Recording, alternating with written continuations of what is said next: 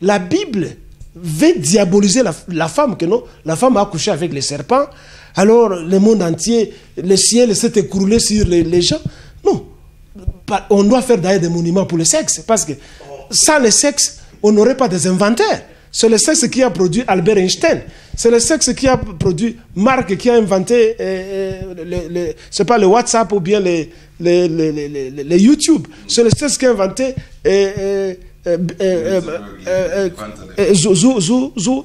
Zulberg. Très ravi de savoir que vous êtes très nombreux, branchés, connectés dans www.congodialogue.com. Merci de choisir cette émission, Espace Dialogue, là où la réflexion et la connaissance se rencontrent. Nous sommes ravis. Merci. Moi, c'est Josué Boloa, l'international. Grand merci à l'équipe technique, coordonné par Jean-Marie Poupa. Grand merci aussi à la coordination au niveau de la Belgique, la grande dame Francine Ngembe, la grande dame de la Belgique. Merci pour vos soutiens, merci pour vos temps et merci encore pour vos conseils. Maman Francine, merci Mingi pour vos attentions aux OPSABISO de façon que nous sommes vraiment suivis au travail. Merci aussi à vous, chers téléspectateurs, fidèles internautes, que vous avez choisi de s'abonner massivement dans ce site internet congodialogue.com. En fait, grand merci de vos commentaires, de vos suggestions. Je suis très ravi de vous apporter encore certaines informations, certaines actualités nationales, n'est-ce pas, et internationaux, au travers le monde aussi. Alors, je suis ravi de recevoir en ces plateaux le président national congolais à la personne de président Kilele, Djemadari Kilele, qui est toujours fidèle lorsqu'il y a des informations, lorsque nous frappons dans son bureau, il veut toujours nous donner des instructions, des informations et nous donner plus. Des fois, on pouvait peut-être l'appeler prophète parce qu'il prédit des choses. Mais j'ai tenté de lui dire que mais c'est le président, vous serez prophète. Vous avez dit non, on ne pouvait pas être prophète. Bienvenue, président. Merci beaucoup. Merci pour l'accueil. Bonsoir à tout le monde, tous les compatriotes, tous les Africains. Je vous salue tous. Au nom des ancêtres. Voilà, Mazamatia. Mazamatia est là. Mazamati est là. En fait, on se sent toujours joyeux parce que la connaissance fait du bien. Lorsque vous apprenez, et ça vous acquitte un peu beaucoup de choses, n'est-ce pas? Alors, le Congolais, nous ne voulons pas apprendre. Voilà pourquoi nous avons des illusions. Alors, je crois qu'au travers de nos émissions, vous avez quand même le temps d'apprendre beaucoup de choses. Monsieur le Président, merci pour votre temps. Commençons avec l'actualité qui bat les records ici en Afrique du Sud. C'est vraiment dommage. Nous profitons pour présenter des condoléances à la famille de Maître Fayoulou, je crois, Maître Patrick, qui est à Cape Town, et un de nos Congolais compatriotes qui a perdu sa vie ici à Djobour, Toti, Nzela Aboutou, Betaki Massassi. Vraiment paix à son âme et condoléances. Et il y a récemment au niveau de Cape Town, Fally Ipupa a été ici en Afrique du Sud. Je crois qu'il est déjà rentré au pays. Sa visite au niveau de l'Afrique du Sud pour livrer un concert est dommage. Il y a eu tiraillement entre les Congolais et quelqu'un a perdu sa vie, a laissé sa femme et les enfants. Je crois que vous avez appris cela, Monsieur le Président. Oui, j'ai appris la nouvelle et comme tout le monde, j'ai reçu les images à travers le WhatsApp.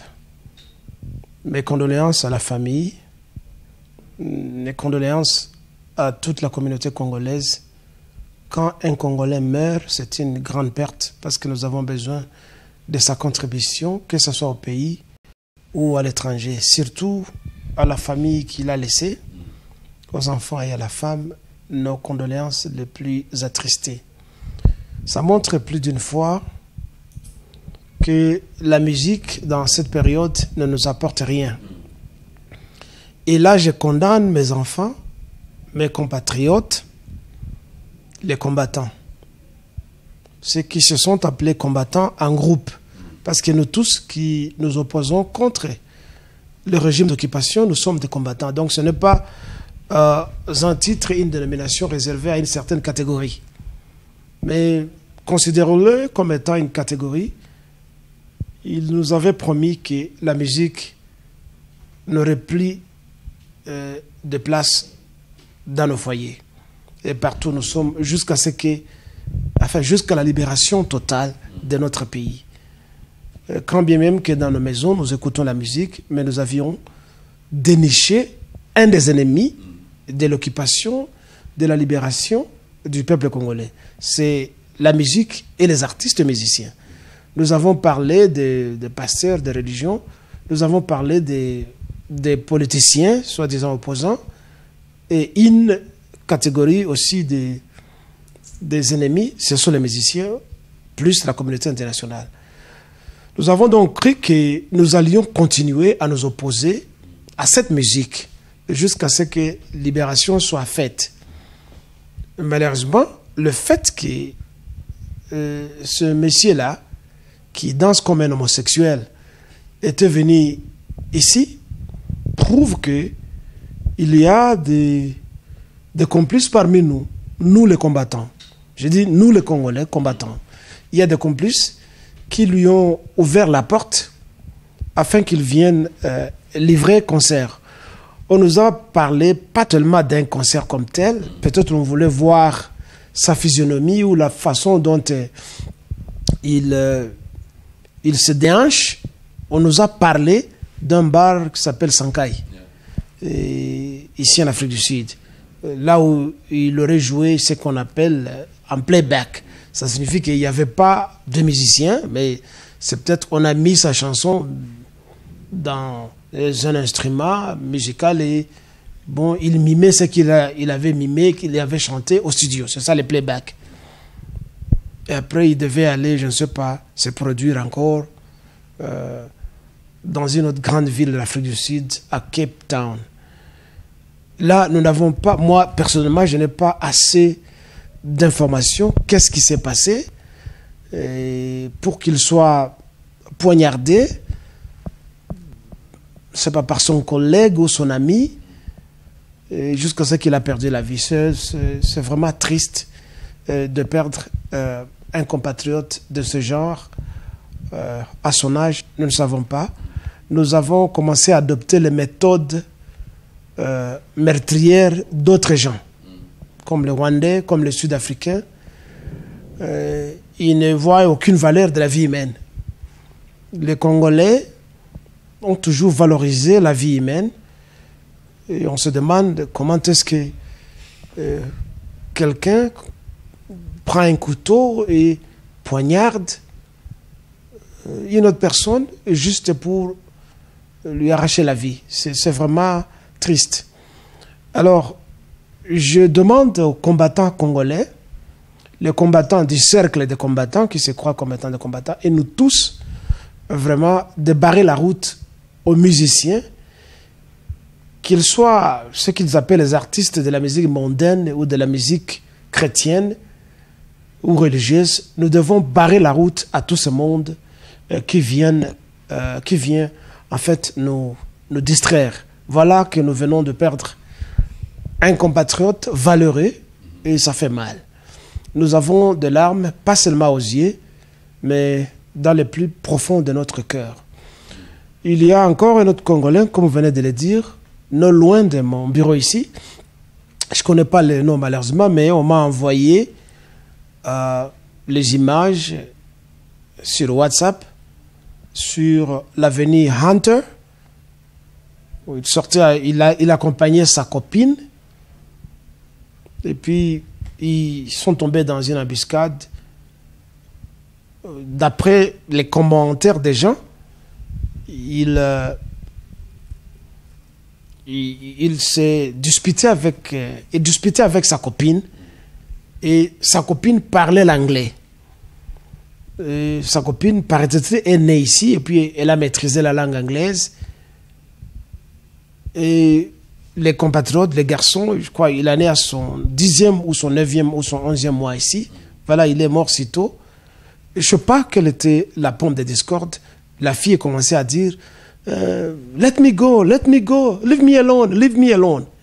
Donc, laisse-moi partir, laisse-moi, et après, je peux quelque part, devant la porte d'un immeuble, il y a un Sud-Africain qui tenait un revolver le soir, et quand il a entendu la fille parler l'anglais, il a cru peut-être que c'était une Sud-Africaine qui était en train d'être attaquée par un étranger. Parce qu'il ne pouvait pas comprendre comment est-ce qu'elle parlait l'anglais. Et se défendait en anglais. Sûrement, c'était sa sœur du pays qui était en train d'être agressée par un étranger. Alors, comme ils sont tellement belliqués, il est allé accoster notre compatriote, notre jeune compatriote. Et il y a eu des altercations, des échanges de paroles où notre compatriote aurait même dit en anglais « shoot me, tire-moi, tire-moi ». Et le type a appuyé sur la gâchette, il a tiré sur lui et il est tombé. Mais ce qui est drôle dans tout ça aussi, c'est que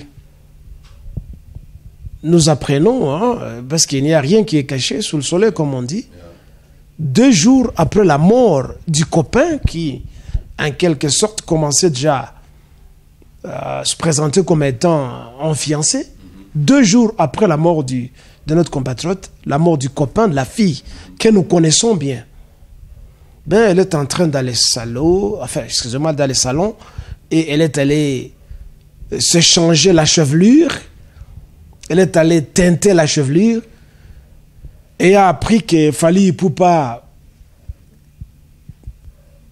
donnait son concert dans ce bar-là, dont nous avons cité, pendant que le corps du copain traîne encore à la morgue.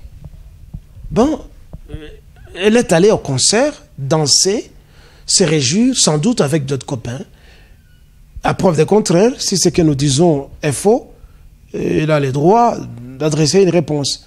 Mais nous avons toute l'information parce que c'est notre compatriote qui est mort et nous suivons ça. Voyez, plus d'une fois, on nous amène ces amours de femmes qui n'ont aucun idéal quand nous les aimons, qui nous trahissent au lieu d'être avec nous jusqu'à la fin de notre vie.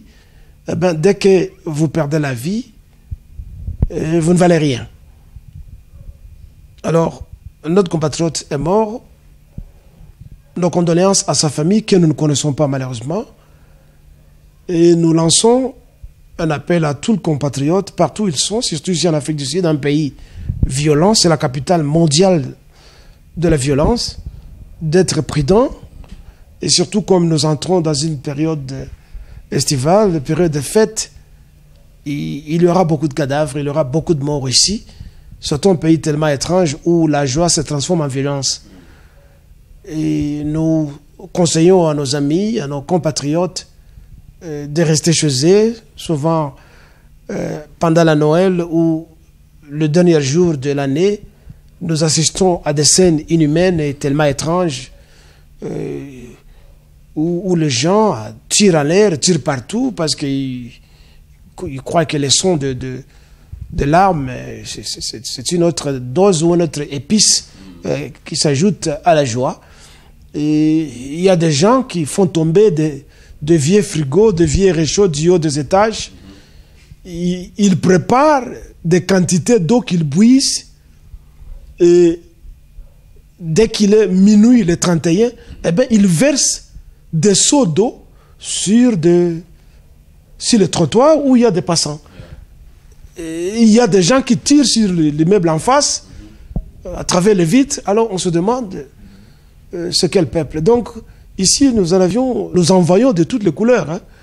Et quand on parle de l'enfer chez les religieux, ici nous vivons dans l'enfer en Afrique du Sud. Mais heureusement il y a ce qu'on appelle la survivance et on est en train de survivre, mais c'est l'enfer parce que ici on perd sa vie à chaque minute. On vous tue pour un téléphone.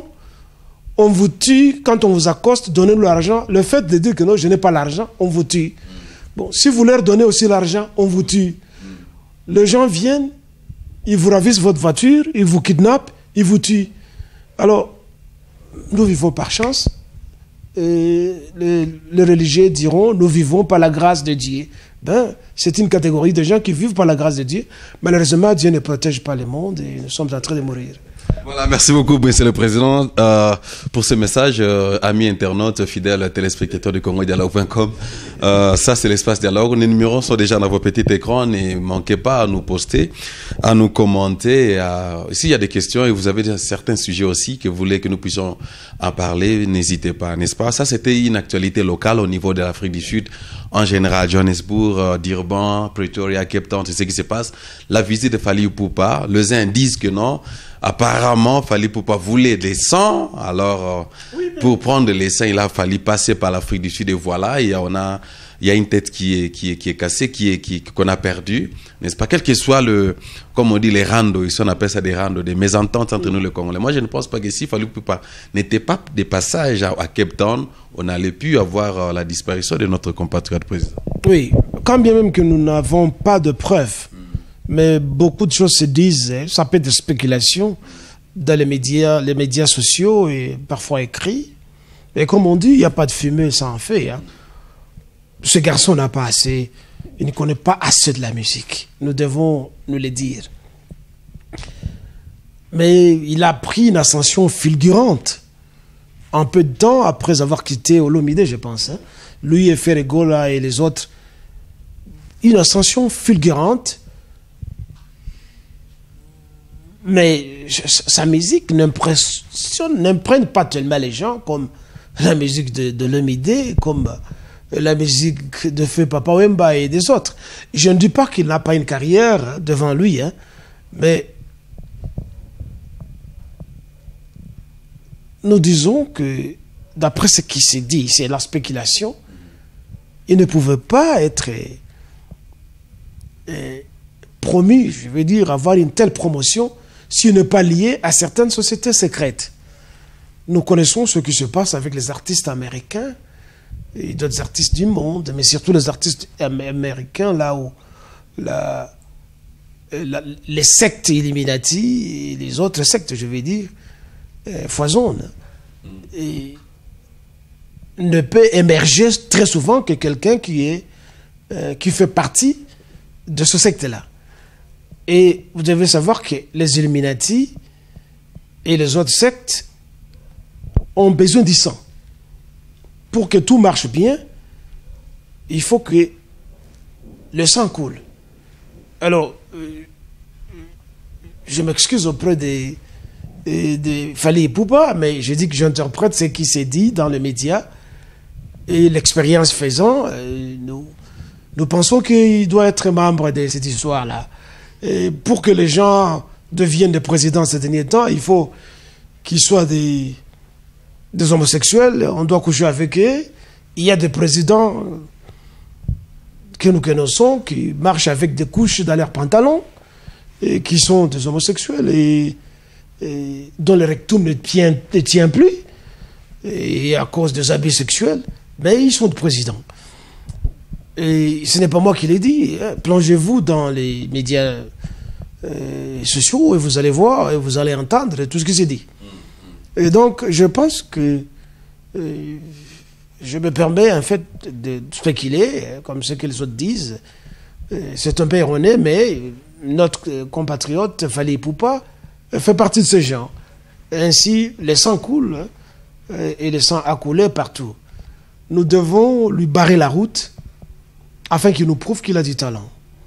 Alors sur ce, je dois conseiller aux Congolais d'avoir un sens de discernement et de ne pas être ivre du fanatisme, tout simplement parce que quelqu'un commence à émerger, on devient fou. Nous avons besoin des artistes qui nous produisent une musique universelle, une musique qui s'étend à travers le monde. Vous voyez, il n'y a pas longtemps, il y a 2 ou 3 jours, le monde venait de perdre Johnny Hallyday, qui était arrivé à Kinshasa, je pense que j'avais 9 ans encore, quand il a joué dans les halls du campus universitaire de Kinshasa. Je me rappelle mon grand frère qui est déjà mort, qui me disait, mais écoutez, mais ce type-là, ben, il nous a insultés, nous, en tant que Noirs. Il faisait le droit, là. Ben, il a chanté une chanson là où il disait « Noir, c'est noir, avec les noirs, il n'y a pas d'espoir ». Ben, nous tous, nous étions un peu affolés, mais au-delà de ça, nous avons finalement vu, quand nous sommes rentrés à la maison, mais ce type-là nous insultait. Bon, mais écoutez, c'est une chanson, c'est passé. Parfois, un moment, il avait même chanté que Jésus-Christ était un hippie, tout ça. Et voilà, il a chanté des chansons. Ce sont ses chansons à lui. Mais au moins, il a trôné sur la map monde, Johnny Hallyday, comme Bob Marley, comme le vivant Jimmy Cliff, qui était venu à Kinshasa, je pense, en 1986, et d'autres musiciens qui produisent de la musique universelle, même si ils chantent dans leur chanson, excusez-moi, dans leur langue, mais même si les gens ne comprennent pas leur langue, il y a des gens qui jouent cette musique. Chez nous au Congo, dites-nous, nous avons beaucoup d'artistes. Quelqu'un peut me dire qui parmi nos musiciens a produit une chanson qui a cartonné à travers le monde et qui reste immémoriale? Oui, je sais qu'il y a de bonnes chansons, il y a de très bonnes chansons.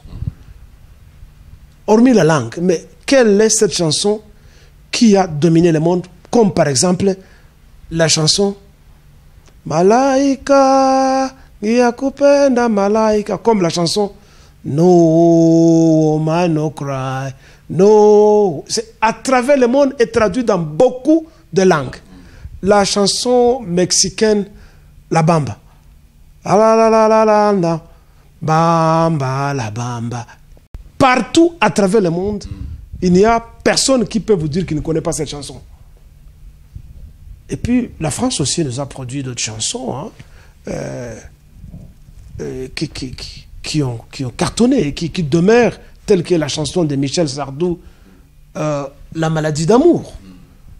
Elle court, la maladie d'amour, dans le cœur des enfants de 7 à 60.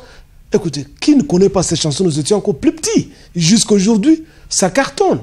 Mais de gens tels que les Fally Ipupa, qui viennent se déhancher comme des prostituées, au lieu de jouer dans des grands halls musicaux, ils vont jouer dans des ghettos, ils vont jouer dans les bars. C'est quelle vedette ça? Qui joue dans un bar où il y a une dizaine de gens, et une poignée de prostituées. Et les chroniqueurs de musique chez nous, quand on les voit les dimanches ou d'autres jours, commencent à mentir à l'opinion nationale.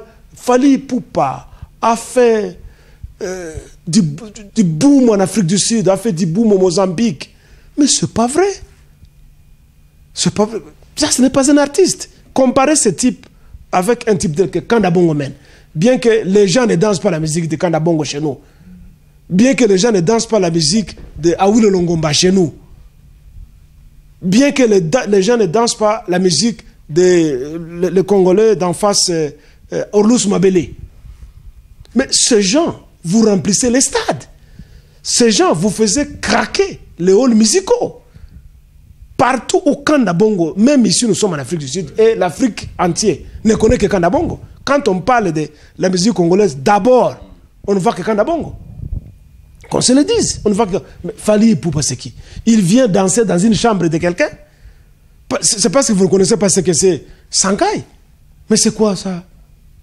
C'est pas un hall musical. C'est un cabaret.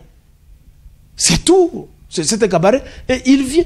Donc ça nous ridiculise. On vient faire les playbacks. Que leurs producteurs les produisent dans des stades.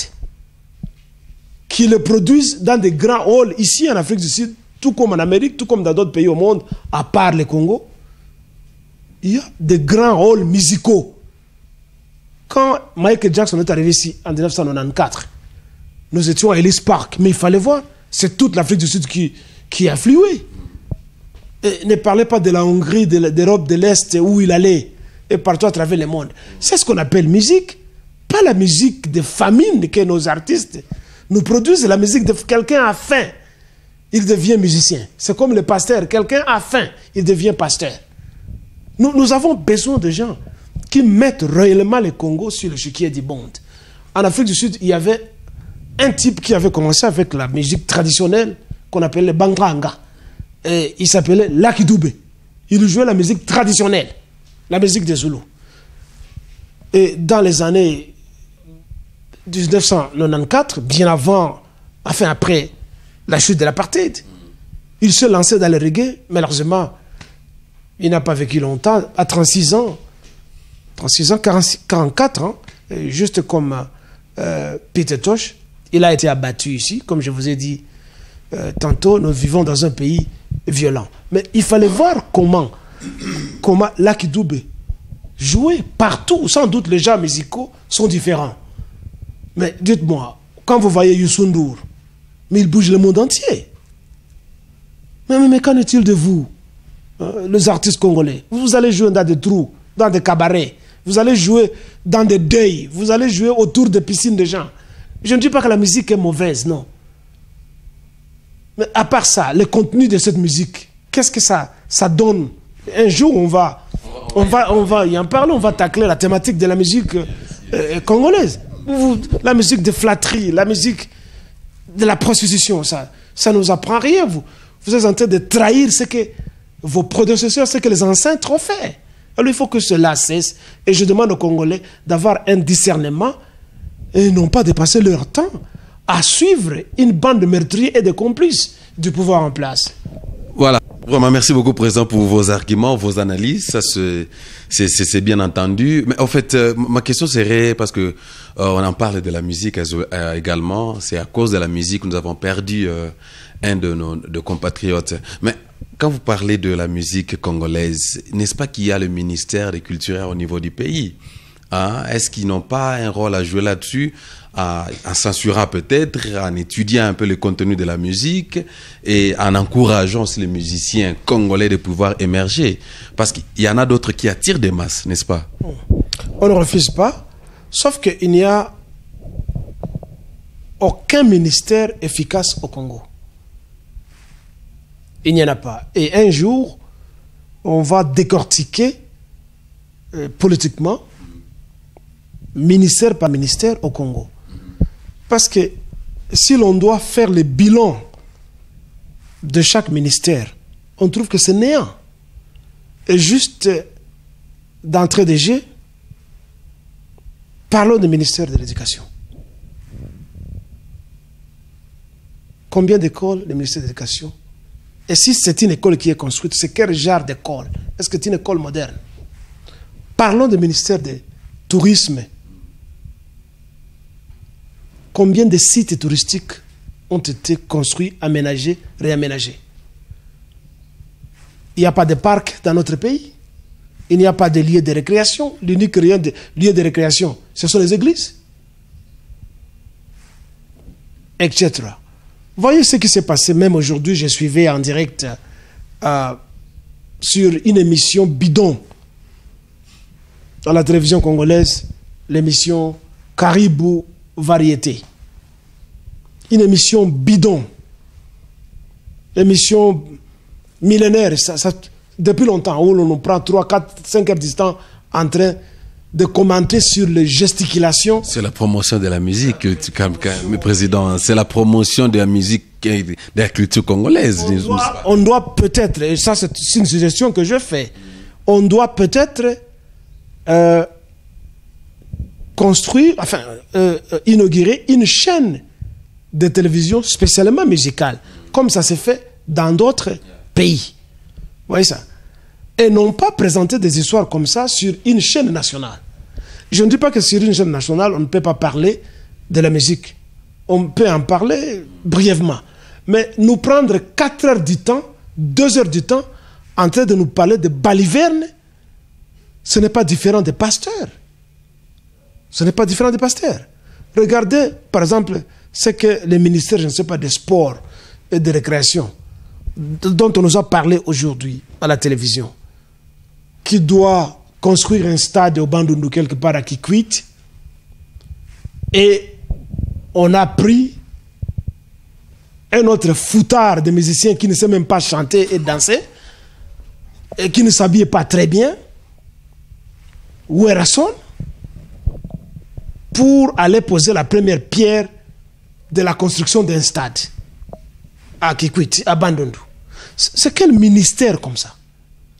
Comment les politiciens doivent se rabattre sur un musicien pour aller construire un stade? En fait, quel rapport y a-t-il entre le roi de la forêt, qui est Ouerasson, avec l'inauguration du stade?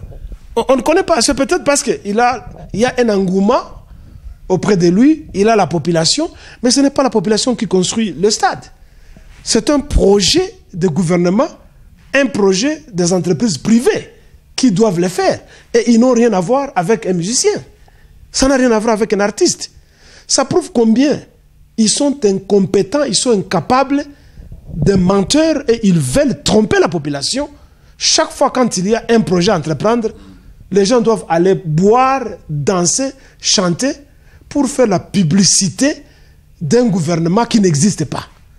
Alors c'est une honte de prendre un type tel que Ouerasson, qui ne connaît rien en football et qui ne connaît rien en musique. Vous vous rappelez, il y a 1 ou 2 ans, pendant un moment, il était en baisse. Et puis un jour, il est sorti à l'hôtel intercontinental avec sa tête enturbanée comme un sikh, un indien. Il amène un nouveau style de coiffure.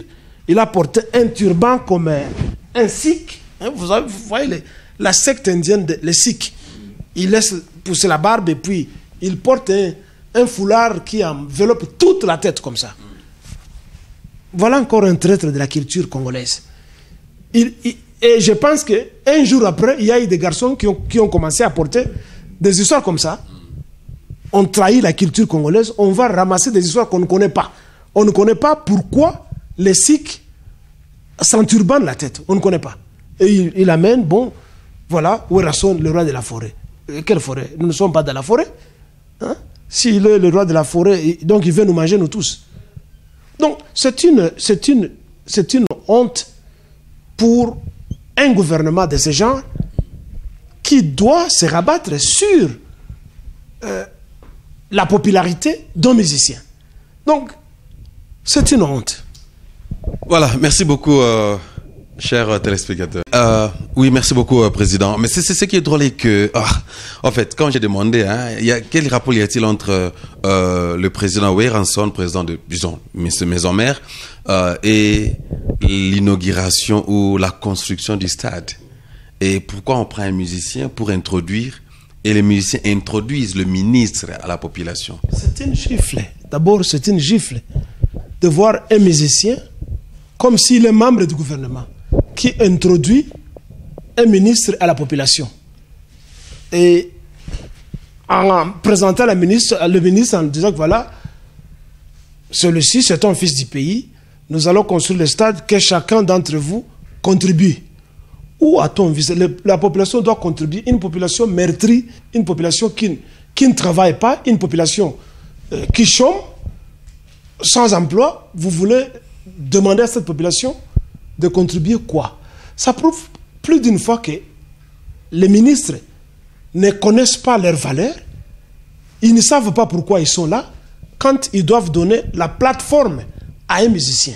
Il n'y a pratiquement pas de rapport entre un musicien et un politicien de ce genre. C'est lui, le politicien, qui devait par contre présenter le musicien. Et pourquoi faire? Qu'est-ce que le musicien devait aller faire? Nous sommes ici en Afrique du Sud. Nous nous sommes réveillés en mai 2010, découvrant des stades construits partout, ici en Afrique du Sud. Il n'y avait aucune publicité, il n'y avait même pas une inauguration, ni des sociétés qui avaient construit les stades, ni des ministres, ni de gouvernement. Personne n'avait inauguré, on n'en parlait même pas. Nous nous sommes seulement réveillés, je crois, 1 ou 2 semaines avant. Les émissions de sport ont commencé à montrer les lieux où telle compétition devait avoir lieu, devait se passer. On n'en parlait jamais. On n'a jamais parlé des dons du président, des dons du gouvernement qui fait ceci et cela. ou d'une entreprise qui fait... Non. Parce que c'est le rôle, c'est la tâche du gouvernement de construire le pays. Et on ne doit pas s'agenouiller ou applaudir quand le gouvernement a construit. Le gouvernement est là pourquoi? C'est son rôle, non? Alors, je demande aux Congolais de cesser d'applaudir les politiciens, d'applaudir le gouvernement, d'applaudir le président. Si le président passe, si les ministres passent, ce sont des citoyens comme tout le monde. N'applaudissez pas, parce qu'ils ne contribuent à rien dans notre pays. Ce sont des incompétents, des voleurs, des menteurs, des meurtriers que nous-mêmes, nous devons tuer, afin que nous puissions les supplanter et faire mieux que eux. Voilà, merci beaucoup. Restez branchés, connectez toujours dans www.congodialogue.com. Ça, c'est votre émission Espace Dialogue, là où la réflexion et la connaissance se rencontrent. Vous êtes aussi la bienvenue de prendre part à cette émission. Si vous aimeriez prendre aussi, émettez vos avis, s'il vous plaît, n'hésitez pas. Veuillez nous contacter, WhatsAppez-nous et emailez-nous. WhatsApp, c'est le numéro qui est là. Et Facebook, c'est Josué Boloa. Et vous pouvez aussi contacter M. Kilile si vous avez certaines questions à poser. Vous avez aussi certains éclaircissements que vous voulez avoir venant du président national congolais ici en Afrique du Sud, pas comme vous avez l'habitude de le faire. Vraiment, merci. Nous continuons à parler. Je crois que vous avez reçu quand même une certaine réflexion concernant l'évolution de la musique congolaise, les musiciens congolais, quoi faire, qu'est-ce qu'il faut faire, n'est-ce pas, dans les jours à venir, pour un peu faire sortir la musique congolaise, n'est-ce pas, la culture congolaise du ghetto, n'est-ce pas, afin que nous puissions, les mots d'autres personnes, nous parlons des Nigériens, nous parlons des Américains, mais les Nigériens ne parlent pas de musique congolaise. Les Américains n'en parlent même pas. Ils savent seulement des noms, mais la musique, en réalité, c'est rien. Ils ne connaissent pas. Alors, des fois, nous sommes honteux lorsqu'on sait que nous sommes dans le Congo est connu peut-être au niveau des sports parce que Mazembe a remporté la coupe, n'est-ce pas, d'Afrique. Donc, au côté pas culture, la musique, oui. Pas la musique. Donc, quelque part, ça nous fait un peu de la honte, n'est-ce pas? Pas la musique, pas la littérature. Nous devons faire un effort pour que les écrivains, comme moi, commencions à faire quelque chose.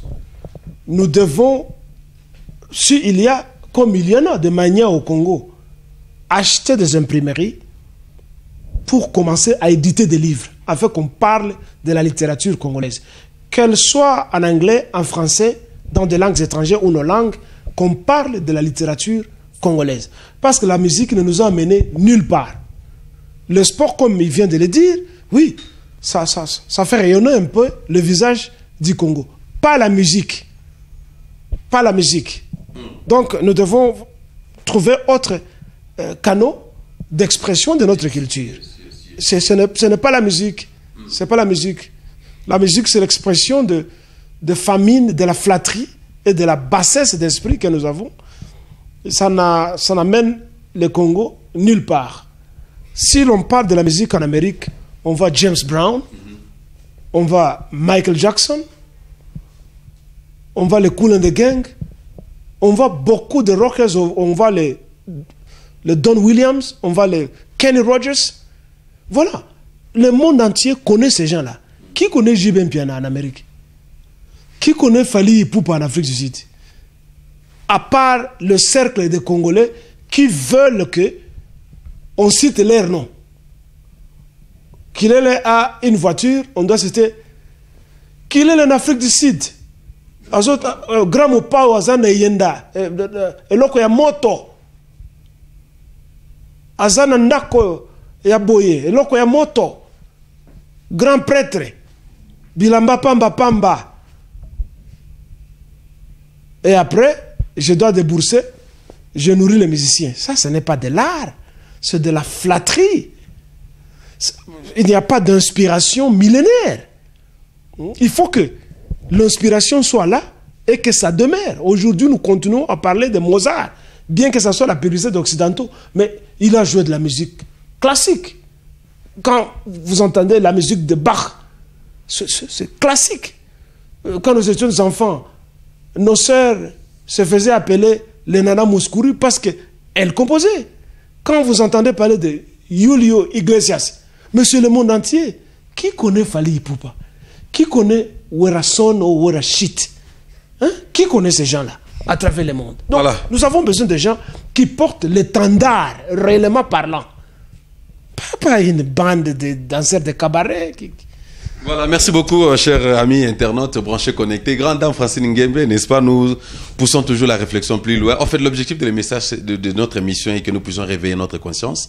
Nous ne sommes pas des avaleurs, donc on voit et nous avalons tout simplement. Donc, voulons quand même avoir des têtes bien faites. Nous réfléchissons lorsqu'il y a un fait qui surgit, nous pouvons quand même avoir un temps de réfléchir là-dessus.